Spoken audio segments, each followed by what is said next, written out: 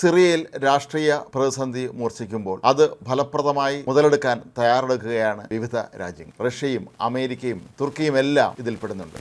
ഇറാനും പരമാവധി തങ്ങളുടെ നില സുരക്ഷിതമാക്കാനുള്ള ശ്രമത്തിലാണ്. സിറിയ പിടിച്ചെടുത്ത ജലാനിയുടെ നേതൃത്വത്തിലുള്ള വിമത സഖ്യത്തിൽ ഇപ്പോൾ പക്ഷേ അസ്വസ്ഥതകൾ തുടങ്ങിയിരിക്കുകയാണ്. നിലവിലെ പ്രശ്നങ്ങൾ മുതലെടുത്ത് ഐസിസ് പോലെയുള്ള തീവ്രവാദികൾ വീണ്ടും തലപൊക്കാനും അഫ്ഗാനിസ്ഥാനിലെ പോലെ താലിബാൻ മോഡൽ നടപ്പിലാക്കാനും സാധ്യതയുണ്ടെന്നും പലരും ഭയപ്പെടുന്നു. വിമത നേതാവായ ജുലാനി അനുയായികൾ ഇപ്പോൾ പറയുന്നത് പുതിയ ഭരണത്തിൽ ജനങ്ങൾക്ക് മേൽ, അതായത് സ്ത്രീകൾ ഉൾപ്പെടെയുള്ളവർക്ക് നേരെ കർശനമായ വിലക്കുകളൊന്നും കൊണ്ടുവരില്ല എന്നാണ്. എന്നാൽ ഇത് തീർത്തും വിശ്വസിക്കാൻ കഴിയില്ല എന്നതാണ് യാഥാർത്ഥ്യം. അസദ് മോസ്കോയിലേക്ക് രക്ഷപ്പെട്ടുവെങ്കിലും പ്രധാനമന്ത്രി മുഹമ്മദ് ഗാസി ഗലാനി ഇപ്പോഴും പദവിയിൽ തുടരുകയാണ്. സമാധാനപരമായ രീതിയിൽ അധികാര കൈമാറ്റം നടത്താനായി പരമാവധി ശ്രമം നടത്തുമെന്നാണ് ഗലാനി പറയുന്നത്. വിമത ജനങ്ങളോട് ഇപ്പോൾ മാന്യമായിട്ടാണ് പെരുമാറുന്നതെന്നാണ് സർക്കാർ ചൂണ്ടിക്കാട്ടുന്നത്. എന്നാൽ വിമത മുന്നേറ്റത്തിന് നേതൃത്വം നൽകിയ HTSനെ അമേരിക്കയും ബ്രിട്ടനും യൂറോപ്യൻ യൂണിയൻ രാജ്യങ്ങളും എല്ലാം തന്നെ ഭീകര പ്രസ്ഥാനമായിട്ടാണ് കണക്കാക്കുന്നത്. തുർക്കി വിമതർക്ക് പിന്തുണ നൽകുന്നതിനൊപ്പം തന്നെ അസദിനെ അനുകൂലിക്കുന്ന റഷ്യയും ഇറാനെയും പിന്തുണയ്ക്കുന്നു എന്നതാണ് വിചിത്രമായ കാര്യം. സിറിയയിൽ വിമതർ മുന്നേറിയതും അസദിന് രാജ്യം വിട്ടു പോകേണ്ടി വന്നതും റഷ്യയെ സംബന്ധിച്ച് വലിയ തിരിച്ചടിയാണ്.